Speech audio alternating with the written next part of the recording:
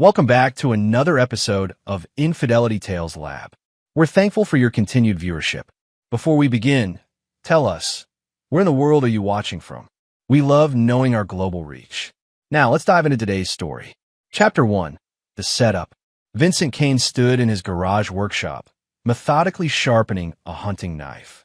The steady scrape of steel against whetstone had become his meditation over the past 6 months since the divorce was finalized. At 42, Vince had the weathered hands of a man who'd spent 12 years as a Marine Corps sergeant before transitioning to private security work. His ice blue eyes reflected the harsh lessons learned in both war zones and corporate boardrooms. Trust was a luxury he could no longer afford. The workshop was his sanctuary now, filled with precision tools and tactical equipment that most suburban neighbors would find unsettling. But Maple Grove was the kind of upscale community where people minded their own business, especially when it came to the divorced military veteran who kept to himself. His phone buzzed against the workbench. Lisa's name flashed on the screen, accompanied by a photo he should have deleted months ago. Her perfectly styled blonde hair and practiced smile that had once made him believe in second chances. He'd given her plenty of those during their 7-year marriage, each one ending in deeper betrayal. "What do you want, Lisa?" His voice carried the same flat authority that had once commanded respect from Marines under fire. "Vince, I need a favor." Her voice had that artificial sweetness she used when she wanted something. "I know things ended badly between us, but this is about Emma." Emma, the 11-year-old stepdaughter he'd raised as his own until Lisa revealed the truth during their explosive divorce proceedings. Emma wasn't his biological child, a fact Lisa had hidden for 7 years while playing the devoted wife. The revelation had come during her affair with Rick Valdez, a smooth-talking personal trainer who'd been servicing more than just Lisa's fitness routine. "What about Emma?" Vince set down the knife, his instincts already on alert. Lisa never called unless she needed something, and she'd made it clear during the divorce that he was to have no contact with Emma. "I have to go out of town for work, a last-minute conference in Chicago. My usual babysitter fell through, and Rick is—" She paused, and Vince could practically hear her calculating how much to reveal. "Rick's dealing with some family emergency. I know it's asking a lot, but could you watch Emma tonight? Just until tomorrow afternoon." The request was so unexpected that Vince almost laughed. For months, Lisa had painted him as an unstable, potentially dangerous influence on Emma.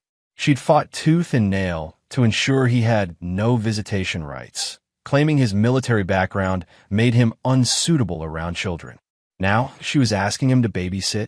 "You've got some nerve calling me," he said, but his mind was already working through the angles. Lisa never did anything without multiple layers of motivation. "What's the real reason, Lisa? What aren't you telling me?" "Nothing." "God, Vince, can't you just help without making everything into some conspiracy? Emma asks about you sometimes, you know. She misses you." That hit harder than intended. Despite everything, Emma had been the one bright spot in his marriage to Lisa. The kid was smart, curious, and had looked up to him like he was her real father. Learning the truth about her parentage hadn't changed his feelings toward her. If anything, it made him angrier at Lisa for using Emma as a weapon in their divorce. "Where are you staying in Chicago?" he asked, already knowing he was going to agree. Not out of kindness to Lisa, but because something felt off about this whole situation. "The Marriott downtown. I can text you the details." "I really appreciate this, Vince. I'll drop her off around 6. After hanging up, Vince stared at the knife in his hands. Lisa was playing some kind of game. She always was. The question was whether this was just desperation or something more calculated. Either way, he'd be ready. He spent the next few hours preparing. His small 2-bedroom house was still presentable despite his recent hermit tendencies. He cleared the tactical magazines from the coffee table and locked away the more obvious weapons, though he kept his service pistol close. Old habits died hard. At exactly 6 o'clock, Lisa's silver BMW pulled into his driveway. Emma bounded out first, her dark hair in pigtails and a bright smile on her face that reminded Vince why he'd fallen for the family fantasy in the first place. "Vince!" Emma ran up and hugged him, and for a moment, the anger and cynicism melted away. Whatever games Lisa was playing, Emma was innocent in all of this. Lisa approached more cautiously, dressed in her typical business casual that probably cost more than most people's rent. She'd always been beautiful in a calculated way, the kind of woman who knew exactly how to use her looks to get what she wanted. "Thanks for this," she said, not quite meeting his eyes. "I'll be back tomorrow by 3. Emma's been looking forward to seeing you." She handed him Emma's overnight bag and started to leave, then turned back as if remembering something important. "Oh, and Vince, don't take her anywhere tonight, okay? I know you like those hiking trails, but with everything that's happened." She let the implication hang in the air. "Just keep her here, please." The request was odd, but not entirely unreasonable. Vince nodded, already planning to ask Emma about her mother's recent behavior once Lisa left. As the BMW disappeared down the street, Emma looked up at him with those intelligent brown eyes that reminded him daily that she wasn't his blood. "So, what do you want to do tonight, kiddo? Can we make pancakes for dinner? Mom never lets me have breakfast food for dinner anymore." "Absolutely. But first, I need to ask you something, and I want you to be honest with me. Has your mom been acting strange lately?" Different somehow, Emma's expression shifted, becoming more guarded, a look no 11-year-old should have to master. "She's been on the phone a lot," Emma said quietly, "whispering with Rick, and she's been asking me weird questions about you. Like, what would I do if something bad happened to you, or if you ever tried to take me away somewhere?" Ice formed in Vince's veins. This wasn't a simple babysitting request. This was a setup. Chapter 2, The Trap Springs. The knock came at 7:43 a.m., sharp and authoritative. Vince had been awake for 2 hours, watching the sun rise through his kitchen window, while Emma slept peacefully on the couch. His instincts had kept him alert all night, the certainty that something was wrong growing with each passing hour. Through the peephole, he saw 2 uniformed officers flanked by a detective in a rumpled suit. Behind them stood Lisa, her face a perfect mask of worried mother hysteria. Vince opened the door slowly, keeping his hands visible. "Officers." Vincent Kane, the detective stepped forward, badge displayed.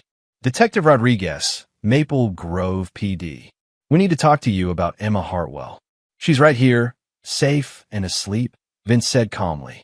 "Her mother asked me to watch her overnight." "That's not what her mother told us," Rodriguez replied, his hand resting casually near his service weapon. "Mrs. Hartwell reported that you took Emma without permission yesterday evening. She's filing kidnapping charges." The accusation hung in the air like a lit fuse. Vince felt the familiar cold clarity that had kept him alive in Afghanistan wash over him. This was an ambush, carefully orchestrated. "Lisa," he called over the detective's shoulder, his voice carrying across the small front yard. "You want to explain to these officers how you called me yesterday, begged me to watch Emma, and personally dropped her off?" Lisa stepped forward, and Vince had to admire her performance. Tears streamed down her face, her voice shaking with perfectly calibrated maternal anguish. "That's not what happened. I came home from work yesterday, and Emma was gone. When I called you, you said you'd taken her to teach me a lesson about the divorce. You said," her voice broke dramatically, "you said I'd never see her again if I didn't drop the custody restrictions." It was masterful in its simplicity, his word against hers, and she'd chosen the narrative carefully. The bitter ex-husband with military training taking revenge through the child. Detective Rodriguez was already looking at Vince like he was a confirmed threat. "Sir, I need you to step outside so we can talk about this properly," Rodriguez said, his tone leaving no room for argument.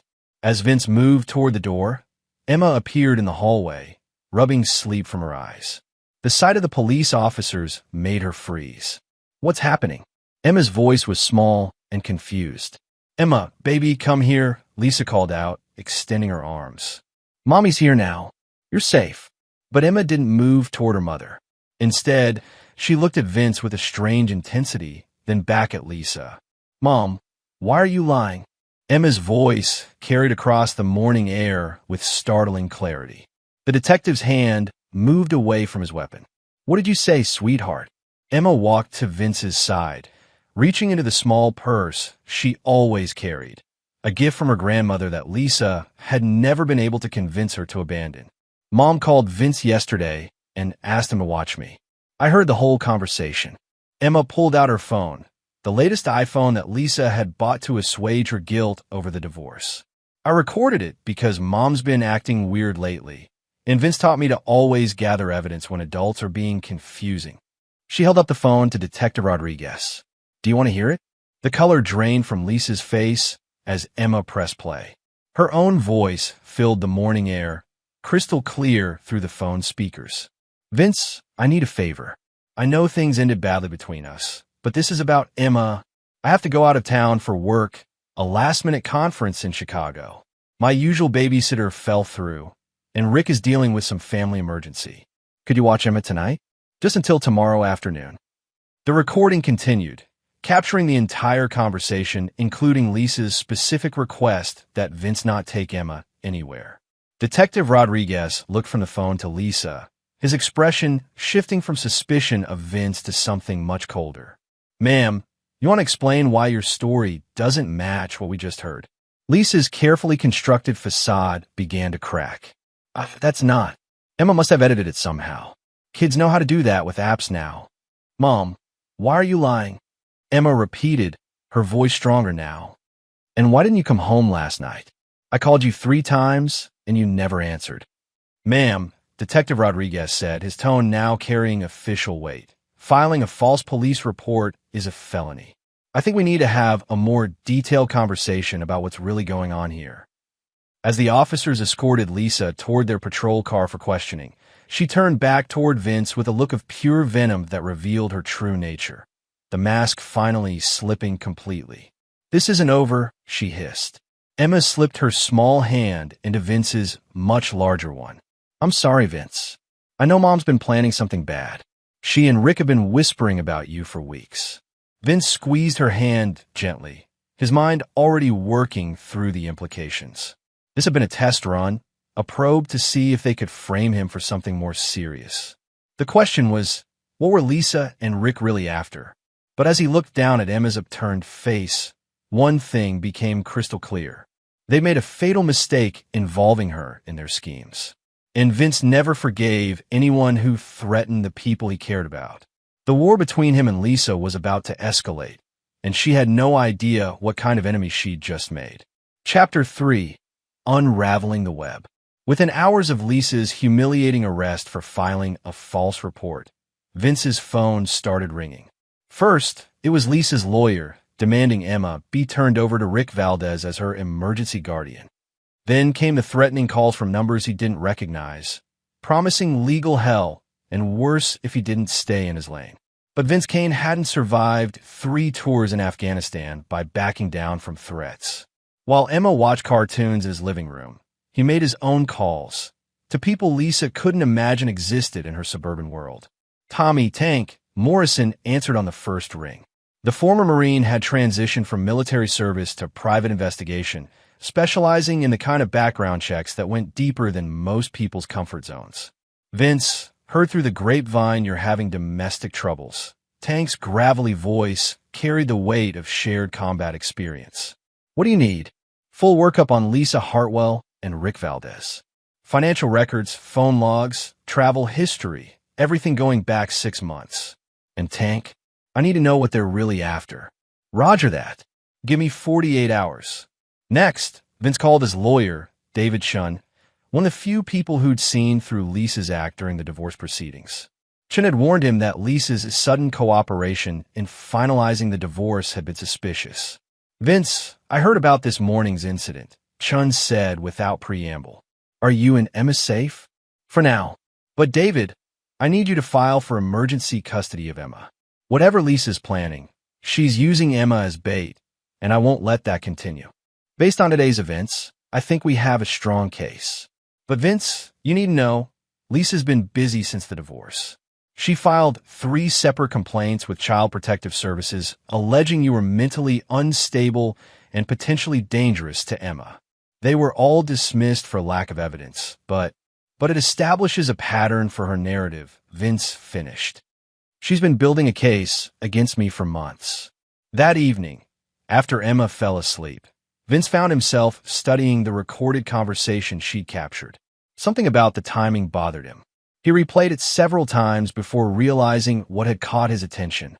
Background noise during Lisa's call.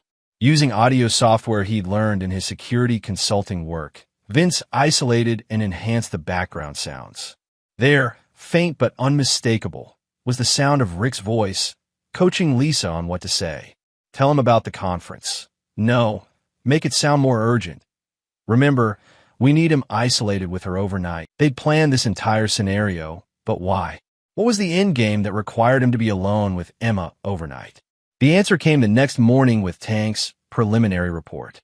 Your ex-wife's broke, Vince. Completely tapped out. Tank's voice was grim over the secure phone line. She's been living off credit cards and loans since the divorce, burning through what was left of her inheritance. But here's the interesting part. She took out a $2 million life insurance policy on you 6 months ago, listing herself as the beneficiary. The pieces clicked into place with terrifying clarity. She was setting me up to be killed while supposedly kidnapping Emma. Gets worse. Rick Valdez isn't just her boy toy. He's got connections to some serious people. Drug runners, enforcers, the kind of guys who make problems disappear for the right price. My source says Rick owed money to some very dangerous people, and suddenly he's flush with cash as of last week. Vince felt the familiar ice-cold fury that had made him effective in combat. They were going to have me killed and make it look like a kidnapping gone wrong. Lisa collects the insurance money, Rick pays off his debts, and Emma becomes collateral damage. That's my read. But Vince, there's more. Emma's trust fund from her grandmother, the one Lisa can't touch until Emma turns 18, it's worth $1.8 million. If something happened to Emma while in your care, Lisa would inherit everything as the grieving mother. The scope of the betrayal was staggering. Lisa hadn't just been planning to frame him. She'd been willing to sacrifice Emma for money. Her own daughter. That night, as Emma helped him make dinner, Vince watched her carefully. She was too perceptive for her own good, already sensing the undercurrents of danger around her. Vince, she said quietly while chopping vegetables with a precision that reminded him of his own training and attention to detail. I found something else. She reached into her backpack and pulled out a small digital recorder, the kind used for school projects. I've been recording Mom and Rick when they think I'm asleep or in my room. I know I shouldn't spy, but she looked up at him with those intelligent eyes. I was scared. Vince knelt down to her level. You did exactly the right thing, kiddo. Sometimes adults do bad things, and it's important to protect yourself. Can I listen to what you recorded? The recordings painted a picture of casual cruelty that made Vince's blood boil. Lisa and Rick discussing Emma like she was an obstacle to be removed, debating whether the accident should happen before or after Vince's suicide from guilt. They talked about her inheritance like it was already theirs, planning trips to Europe and a new house once the situation was resolved. In one particularly chilling exchange, Lisa laughed about how easy it had been to manipulate Emma's emotions during the divorce, making her believe that Vince didn't want to see her anymore. The kid's so desperate for a father figure, she'll believe whatever we tell her. Lisa's voice was cold and calculating on the recording. Once Vince is gone, we'll ship her off to boarding school. Problem solved. Emma sat quietly through the entire playback, her small face pale but determined. They're bad people, aren't they? She asked when it finished. Yes, kiddo, they are. But here's what we're going to do about it. As Vince outlined his plan, he saw something in Emma's eyes that reminded him of himself at that age. A hardness born from necessity, a recognition that sometimes the world required you to fight dirty to survive. Lisa and Rick had made the mistake of underestimating both him and Emma. They'd assumed he was just another suburban ex-husband to be manipulated and discarded. They were about to learn how wrong they were. Chapter 4. The Hunter Becomes the Hunted. 3 days later, Lisa sat in the law offices of Preston and Associates, her manicured fingers drumming impatiently on the mahogany conference table.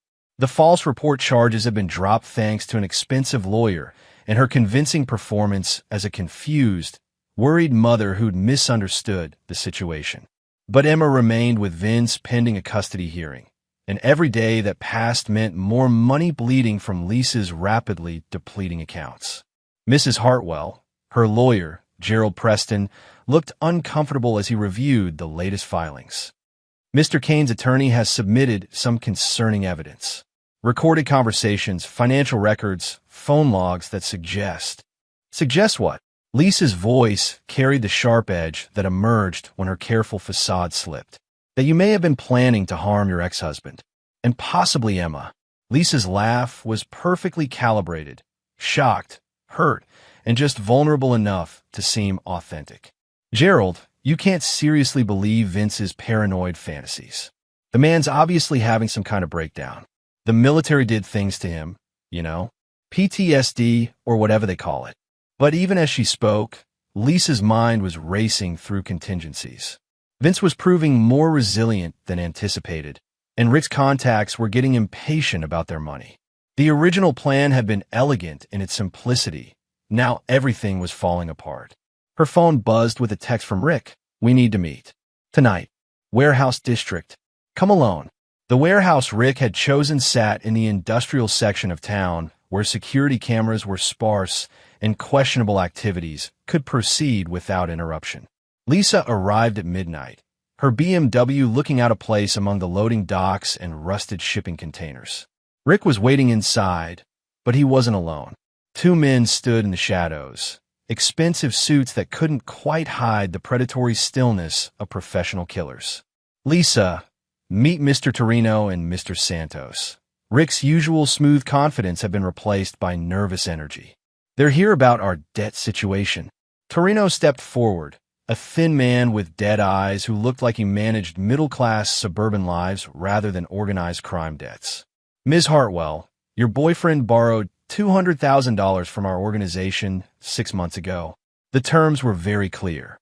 Rick told me he'd handled that, Lisa said, though she was beginning to understand that Rick had been lying about more than she'd realized.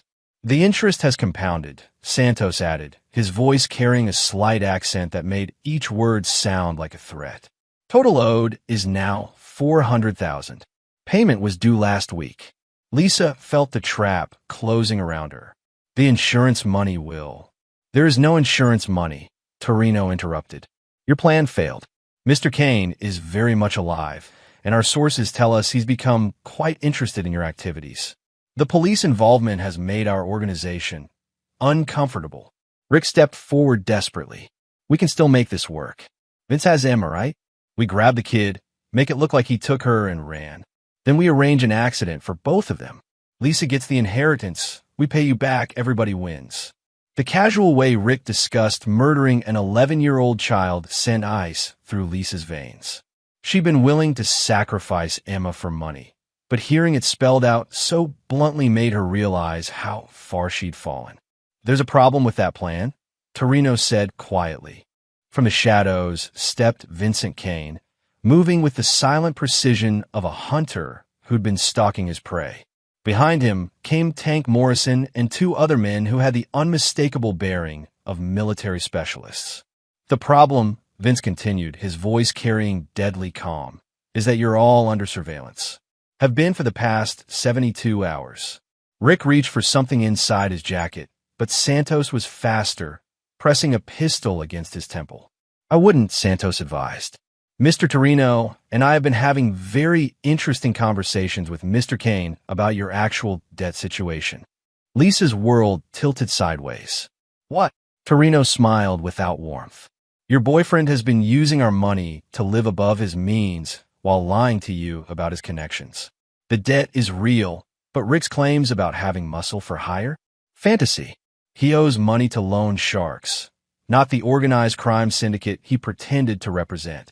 Tank Morrison stepped into the light, holding a tablet that displayed financial records. Rick's been running 3 different cons simultaneously. He borrowed money, claiming he had a rich girlfriend who'd pay it back, while telling you he had dangerous connections who'd solve your Vince problem. Meanwhile, he's been skimming from your accounts to pay gambling debts in Atlantic City. The scope of the deception was staggering. Lisa had thought she was manipulating Rick, while he'd been manipulating her. And now they were both trapped in a web that Vince had somehow taken control of. Here's what's going to happen, Vince said, his voice carrying the authority of a man who'd commanded Marines in life-or-death situations. Lisa, you're going to sign over full custody of Emma to me. Rick, you're going to disappear permanently. And both of you are going to ensure that certain recordings never see the light of day. Lisa found her voice. What recordings? Emma stepped out from behind Tank, holding the same digital recorder she'd shown Vince. But now she wore a small wireless microphone that connected to a recording device in Tank's possession. All of it, Emma said quietly. Planning to kill Vince, talking about my inheritance, discussing how to make my death look like an accident. Everything. The little girl Lisa had dismissed as a pawn had been actively gathering evidence against her for weeks. Emma, sweetheart. Lisa tried to summon her manipulative maternal voice, but it sounded hollow even to her own ears. You don't understand what you're doing. I understand that you are going to kill me for money, Emma replied with devastating simplicity. I understand that you never loved me, just what I was worth. And I understand that Vince is the only family I have left. Rick made a desperate lunge toward Emma, perhaps thinking he could take a hostage and negotiate his way out. He managed exactly 2 steps before Vince's training took over. The former Marine moved with economical precision, dropping Rick with a combination that sent him sprawling unconscious across the warehouse floor. The entire confrontation lasted less than 3 seconds. As I was saying, Vince continued as if nothing had happened. Here's what's going to happen. Lisa realized she was looking at a man who'd spent years learning how to eliminate threats efficiently and permanently. The suburban ex-husband facade had been just that, a facade. Underneath was someone far more dangerous than she'd ever imagined. And she just threatened the one person in the world he decided to protect. Chapter 5. The Price of Betrayal. The custody hearing 3 weeks later was a formality. Lisa sat at the defendant's table, her expensive clothes unable to hide the hollow look that had taken residence in her eyes since the warehouse confrontation. Across the aisle, Emma sat between Vince and his lawyer, occasionally glancing at her biological mother with something that might have been pity. Judge Maria Santos, no relation to the loan shark, reviewed the evidence with a methodical precision that had made her reputation in family court. The recordings Emma had made, the financial records showing Lisa's desperate schemes, the testimony from Detective Rodriguez about the false kidnapping report. It painted a picture of a woman who'd been willing to sacrifice her own child for money. Mrs. Hartwell, Judge Santos addressed Lisa directly. In 23 years on this bench, I have rarely seen such a calculated betrayal of parental responsibility.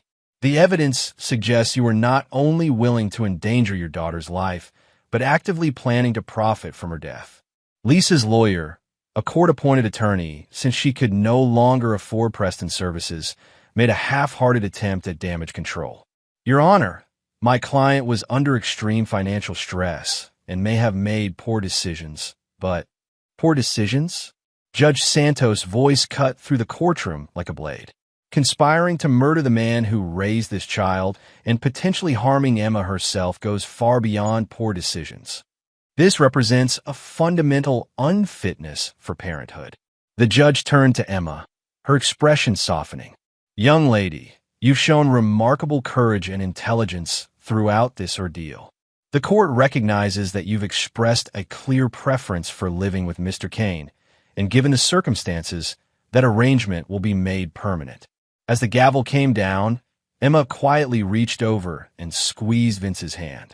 Lisa made no attempt to approach them as they left the courtroom. But Vince's justice was far from complete. That evening, he sat in his workshop cleaning his service pistol while Emma did homework at the kitchen table. The routine had become comfortable over the past month. 2 people who'd found family in each other despite the chaos around them. Tank Morrison's latest report lay open on the workbench, detailing Rick Valdez's current situation. After the warehouse confrontation, Rick had indeed disappeared, but not in the way he'd intended. The real loan sharks he owed money to had tracked him down in a cheap motel outside the city. According to Tank sources, Rick's gambling debts had caught up with him in a particularly unforgiving way. Problem solved itself, Tank had noted in his typically understated manner. Lisa's situation required more finesse. Simply having her arrested for the conspiracy would mean years of court battles, appeals, and the possibility that some expensive lawyer might find technicalities to exploit. Vince preferred more permanent solutions. The financial records tank had uncovered showed Lisa's debts ran far deeper than even she realized. Credit cards, personal loans, second mortgage on her house that she'd hidden from her divorce attorney. She was leveraged to the point where bankruptcy was inevitable. But Vince had no intention of letting her escape through legal bankruptcy proceedings. Over the next 6 months, Lisa experienced a series of unfortunate financial coincidences. Her credit cards were suddenly called in for full payment due to irregularities in her account activity. The bank discovered that her mortgage application had contained false information and demanded immediate repayment. Her car was repossessed when payments mysteriously failed to process despite her bank account showing sufficient funds. Each incident could be explained by computer glitches, administrative errors, or simple bad luck. But the cumulative effect drove Lisa from her suburban house to a cramped apartment, then to a room above a convenience store in the worst part of town. Vince watched it all unfold with the patience of a sniper. Every phone call to collection agencies, every desperate attempt to find employment that paid enough to service her debts, every small humiliation as her middle-class life disintegrated. He monitored it all through resources Lisa couldn't imagine existed. The final stroke came when Lisa applied for a job at a high-end retail store, hoping her looks and sales experience would translate into enough income to stabilize her situation. The manager seemed interested until the background check revealed that Lisa Hartwell had been flagged in a database used by security companies, a database that noted her as a person of interest in insurance fraud investigations. The flag had been placed by a security consultant who specialized in financial crimes. A consultant who happened to be Vincent Kane. Emma, meanwhile, flourished in her new life. Her grades improved dramatically. She joined the school's robotics club and began taking martial arts classes that Vince suggested might be useful for a young woman to know. She never asked about her mother, though Vince knew she was aware that Lisa's life had taken a dramatic downturn. One evening, as they prepared dinner together, Emma looked up from the vegetables she was cutting with practiced precision. "Vince, do you think Mom knows you're the reason her life fell apart?" The question was asked with the casual directness that had become Emma's trademark since the custody battle. Vince paused in his own food preparation, considering how to answer. He'd never lied to Emma, and he wasn't about to start now. "I think she probably suspects," he said carefully, "but proving it would be impossible. Everything that's happened to her can be explained by her own poor choices catching up with her." Emma nodded thoughtfully.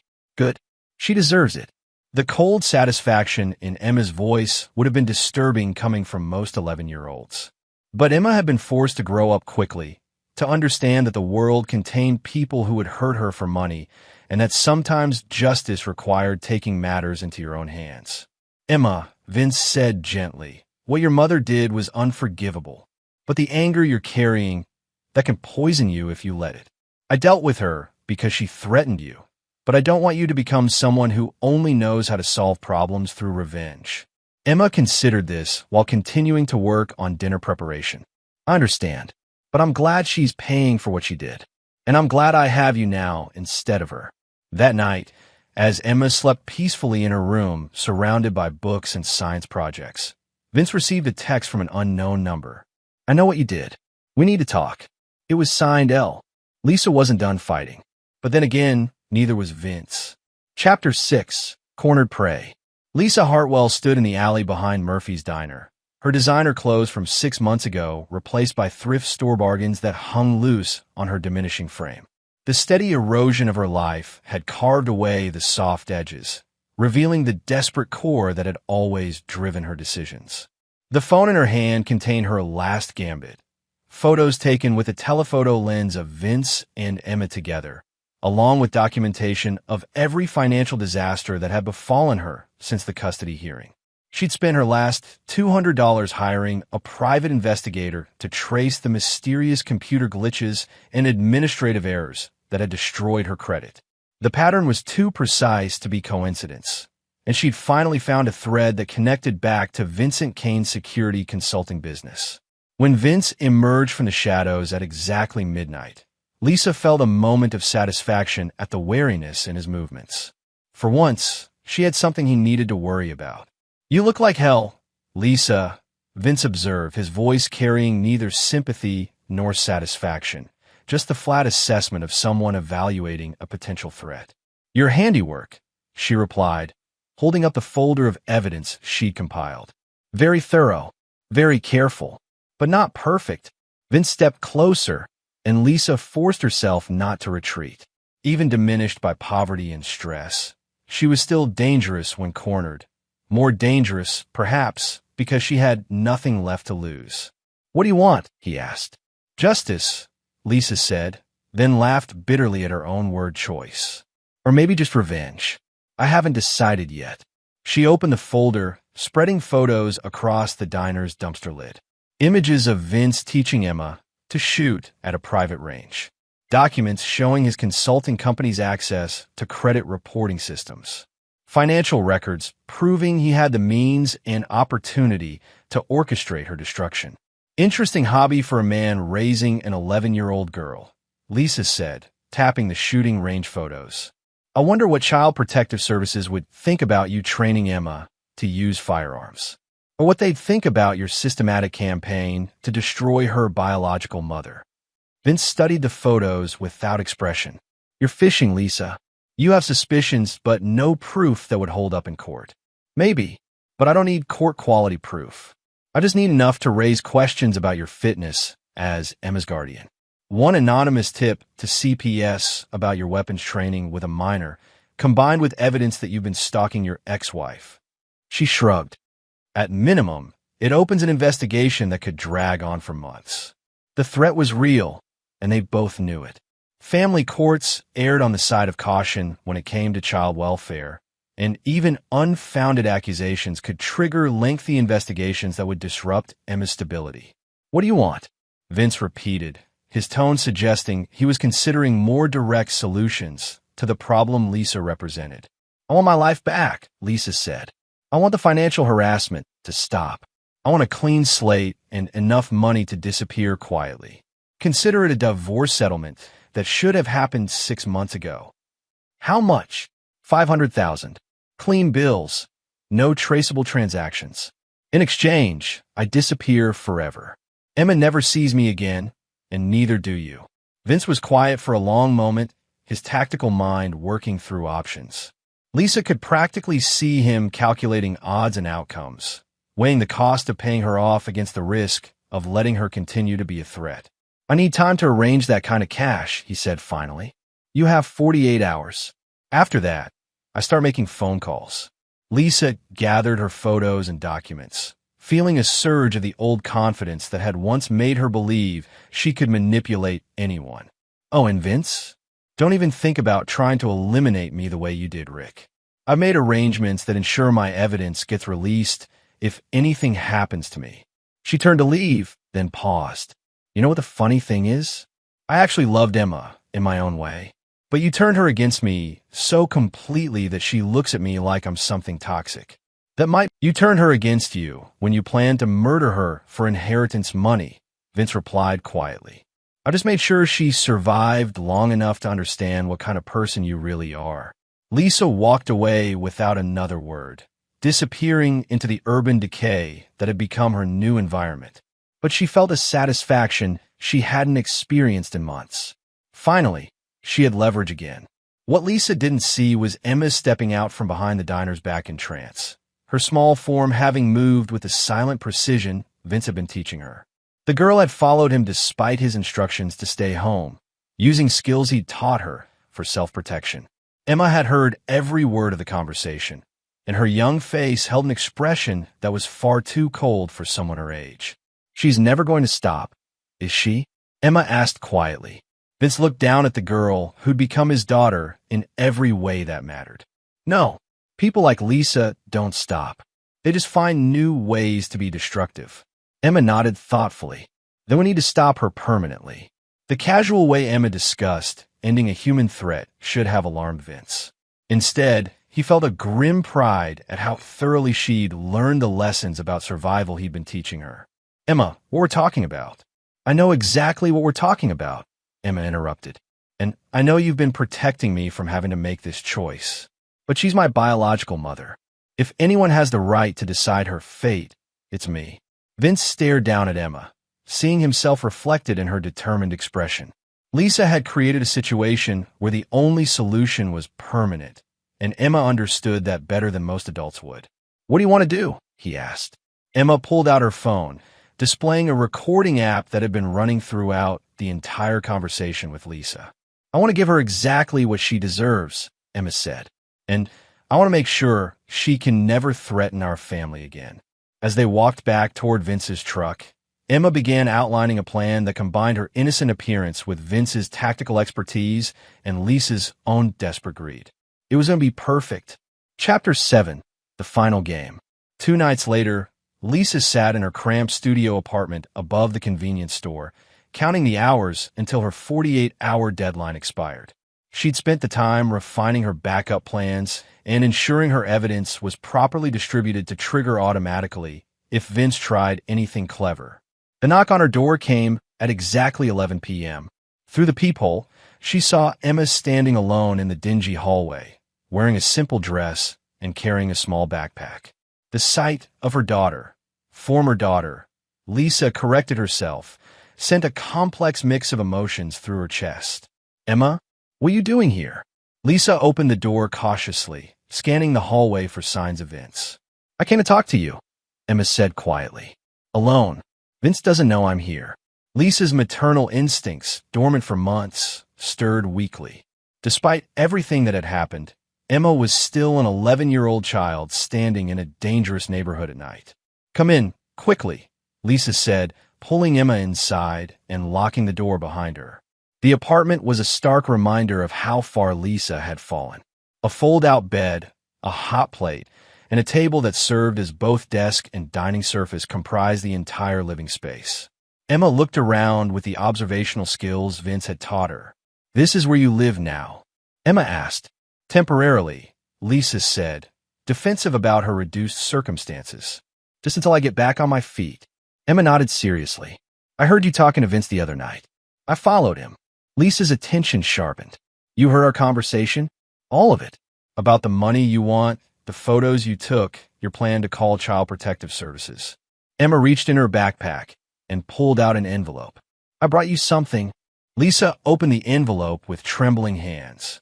Inside were photographs of Vince teaching Emma to use firearms, but also newer pictures that showed Emma herself demonstrating advanced combat techniques with a competence that was disturbing in someone her age. "Where did you get these?" Lisa asked. "I took them," Emma said simply. "Vince has been training me to protect myself, but he's also been teaching me things that—" She paused, seeming to search for the right words.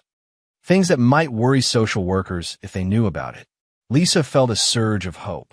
If Emma was turning against Vince, providing evidence of inappropriate training methods, then maybe Lisa could salvage this situation and regain custody.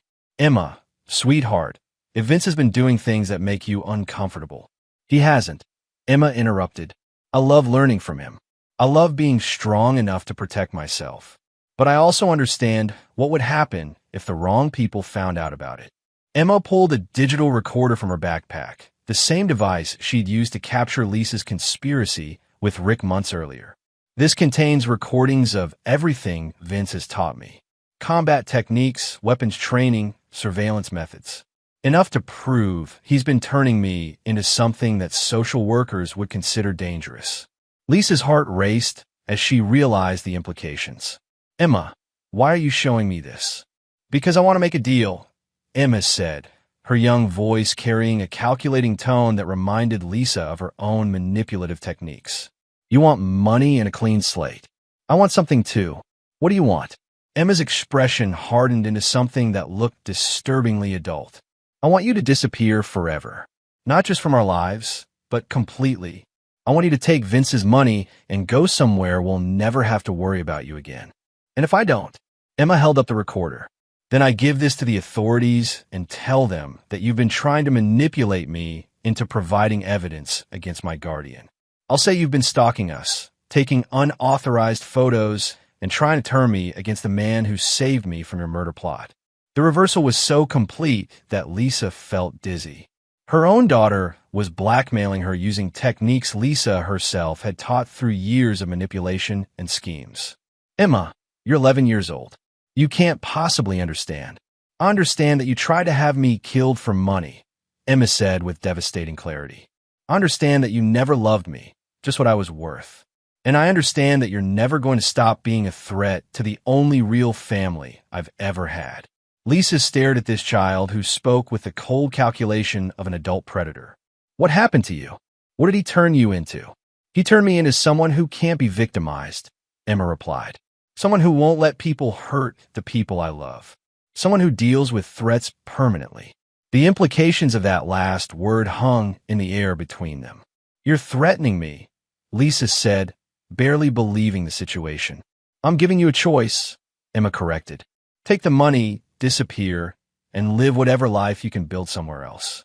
Or refuse, and discover that you're not the only one in this family who knows how to eliminate problems. Lisa looked into Emma's eyes and saw something that chilled her to the bone. This wasn't a child making empty threats. This was someone who had been thoroughly trained by a man who'd learned problem-solving in military combat zones. How much money? Lisa asked quietly. Emma smiled, and for a moment she looked like the innocent child she should have been. 500,000, just like you asked for. Vince agreed it was a reasonable price to ensure our family's safety. And if I take it, you disappear. New identity, new life, whatever you want. But if you ever come back, if you ever try to contact me or Vince again, if you ever represent any kind of threat to our family.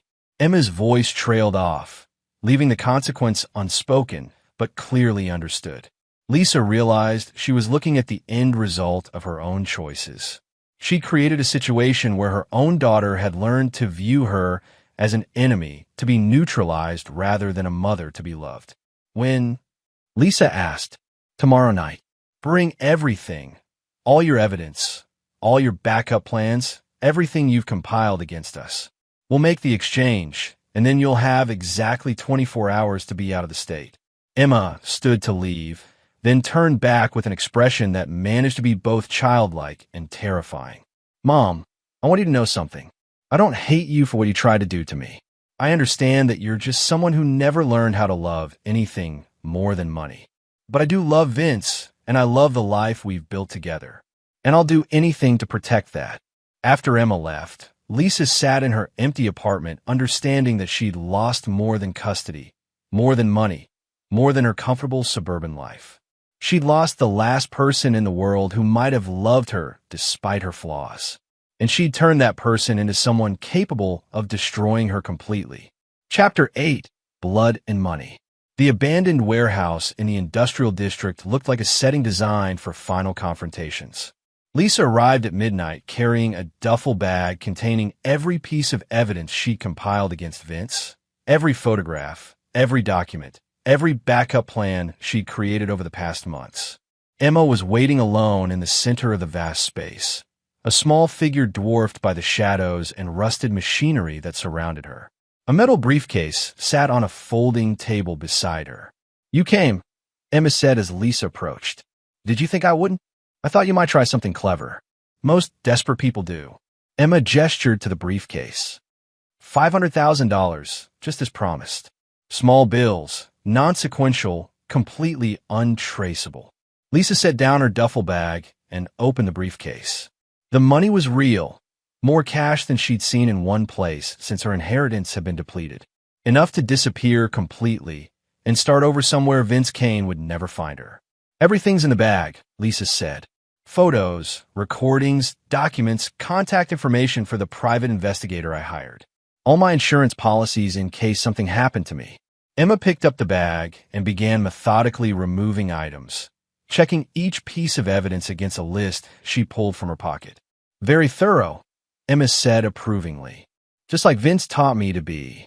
Where is he? Lisa asked, scanning the shadows for signs of the man who'd orchestrated her destruction. Close enough, Emma replied without looking up from her inventory. But this is between you and me. Mother to daughter. Former mother to daughter, I suppose. The correction carried a finality that made Lisa's chest tighten. Emma, I know you hate me now, but I want you to understand. You want me to understand that you loved me in your own way, Emma interrupted. That the money and the insurance policies and the murder plots were just desperation, not who you really are inside. Lisa nodded, surprised by Emma's perceptiveness. But here's what I understand, Emma continued, her voice carrying a coldness that belonged on someone decades older. You had a choice when Vince left you. You could have focused on being a good mother to me, building a life based on what we meant to each other. Instead, you chose to see me as a financial asset to be leveraged. Emma finished her inventory and zipped the duffel bag closed. Every single decision you made after the divorce was about money. The only reason you kept me around was because you couldn't access my trust fund without me. The only reason you plotted to kill Vince was because you needed insurance money. Even now, the only reason you're walking away is because we're paying you to leave. The analysis was devastatingly accurate, delivered with the dispassionate precision of someone who'd learned to evaluate threats objectively. You were my daughter, Lisa said weakly. I did love you. No, Emma replied. You loved what I represented. Security, money, status as a mother. But you never loved me as a person because you never took the time to know who I was as a person. Emma pulled out her phone and showed Lisa a recording app that had been running throughout their conversation. This conversation has been recorded and transmitted to Vince in real time, Emma said. Insurance, in case you were planning one final betrayal. But it's also documentation of our agreement. Lisa stared at the phone, realizing that even this final negotiation had been controlled by people who thought several steps ahead of her. You learned well from him, Lisa said. I learned that people who love you protect you, Emma replied, and that people who threaten your family need to be dealt with permanently. Something in Emma's tone made Lisa step backward.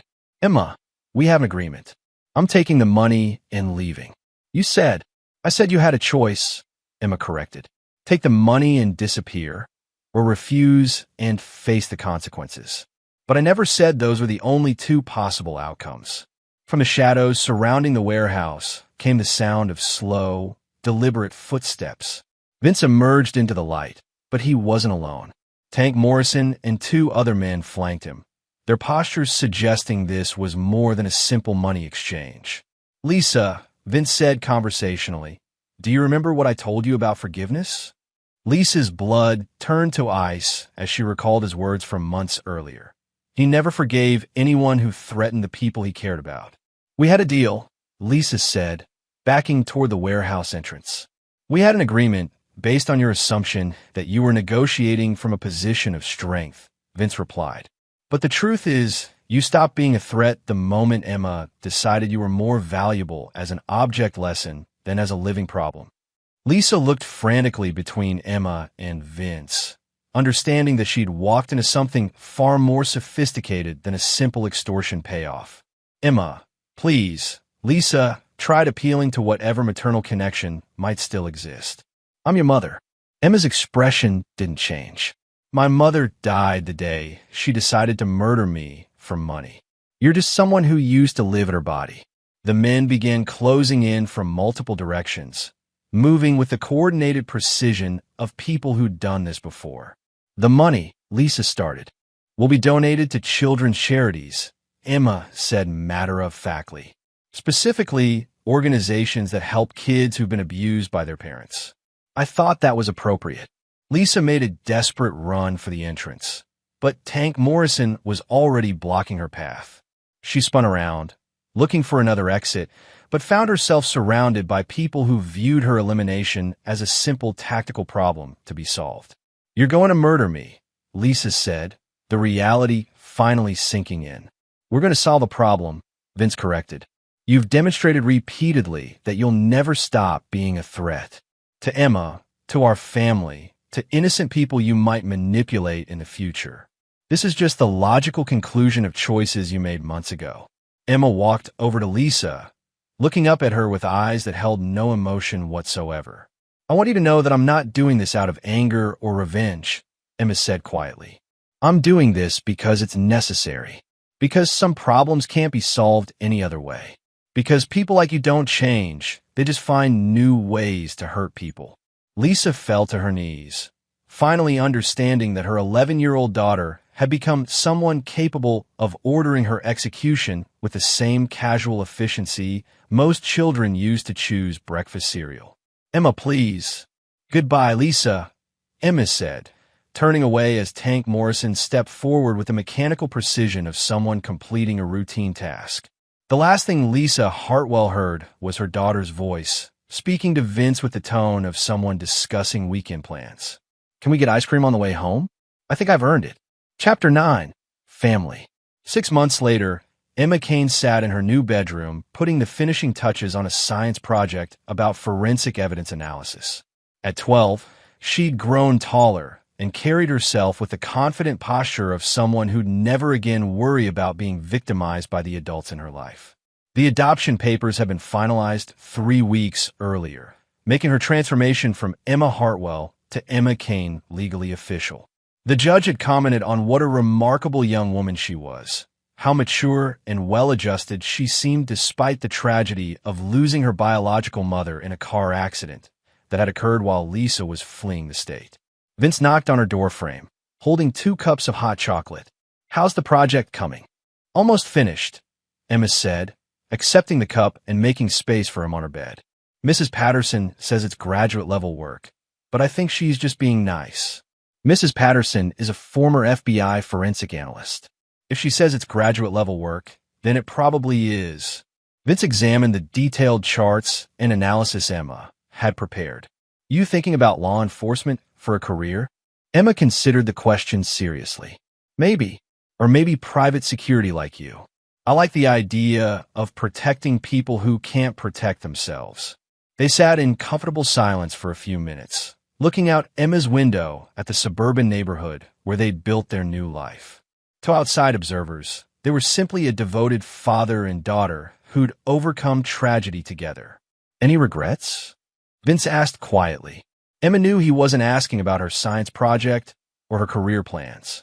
He was asking about Lisa, about the choices they'd made in that warehouse, about the line they'd crossed together. "No," Emma said without hesitation. "She would have kept coming back. She would have kept trying to hurt us, or use us, or manipulate us. Some problems don't have nice solutions." Vince nodded, recognizing his own pragmatic worldview reflected in Emma's reasoning. "You know that what we did, what I taught you to do, it changes you. There's no going back to being someone who doesn't know how to solve problems permanently." "I know," Emma said, "but I also know that I never want to be helpless again. I never want to be someone who gets victimized because they're too naive or too weak to fight back." She leaned against Vince's shoulder, still young enough to seek comfort from her father figure despite the adult nature of their conversation. "Do you think I'm broken?" Emma asked. "Because I don't feel guilty about what happened to her." Vince was quiet for a long moment, considering how to answer honestly without damaging the remarkable young woman Emma was becoming. "I think you're someone who learned early that the world contains people who will hurt you if you let them," he said finally. "I think you're someone who decided to be strong enough to protect yourself and the people you love.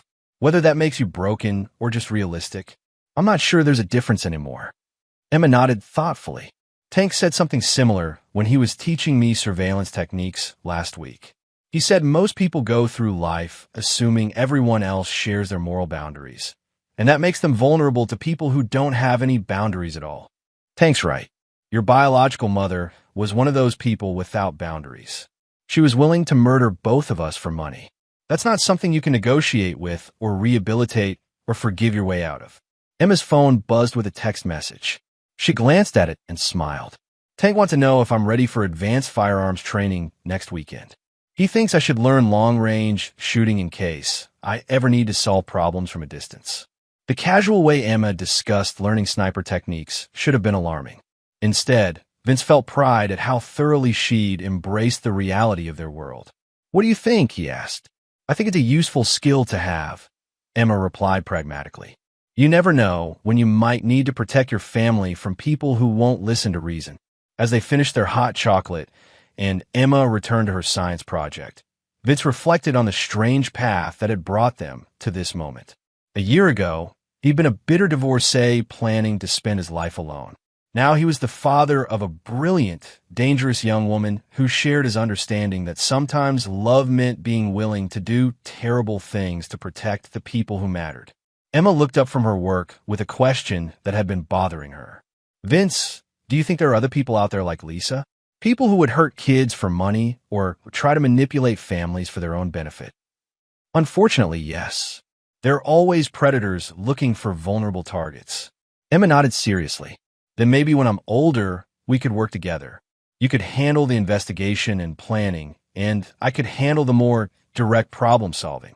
The suggestion that they could become a family business focused on eliminating threats to innocent people was offered with the same tone most children use to suggest weekend activities. That's something we could discuss when you're older, Vince said carefully, after you've had more training and experience. Emma smiled with satisfaction. I'd like that. I think we'd be good at protecting people who can't protect themselves. As Vince tucked Emma into bed that night, he realized that Lisa's greatest failure hadn't been the murder plot or the betrayal or even the willingness to sacrifice her own daughter for money. Her greatest failure had been underestimating the person Emma would become when raised by someone who actually loved and protected her. Lisa had created her own nemesis by threatening the one person Vince Cain cared about most in the world. And that nemesis had grown up to be someone even more ruthless and calculating than he was. In trying to destroy his family, Lisa had created the very weapon that ensured her own destruction. Good night, Dad, Emma said sleepily. Good night, kiddo. Sweet dreams. As Vince turned off the lights and closed Emma's door, he smiled with the satisfaction of a mission accomplished. Lisa Hartwell was gone, Emma was safe and thriving, and their family was secure. And if anyone else ever threatened the people he loved, they would discover that Vincent Cain had trained his daughter very, very well. And there you have it. Another story comes to an end. What did you think? I'd love to hear your thoughts in the comments below. If you enjoy this story, consider joining our community by subscribing. It means the world to us. For more stories like this one, check out the recommended videos on screen. And I'll see you there.